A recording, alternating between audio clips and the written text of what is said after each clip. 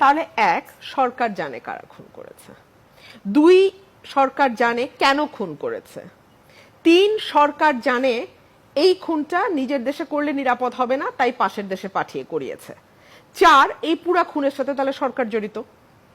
I am sorry, মানে একজন আইনজীবী হিসেবে প্রাথমিকভাবে একদম on the face of the case আমার এগুলোই প্রশ্ন মাথায় আসবে।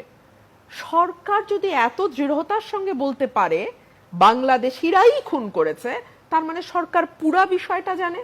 তাইলে আর এখন রাগঢাক করে না করে, গুড়গুড় না করে বলে দিলেই হলো। আপনি পুরো সরকারকে কেন এর সাথে সংযুক্ত করছেন? না হলে বলছে তো কোন একজন ব্যক্তি। আচ্ছা, যেই ব্যক্তি বলেছেন তিনি সরকারের অত্যন্ত গুরুত্বপূর্ণ অবস্থায় আছেন এবং তিনি সেই পদাধিকার বলেই কথা বলেছেন, অর্থাৎ তিনি সরকারের যেই বয়ান সেটাই উনি সামনে এসে বলেছেন।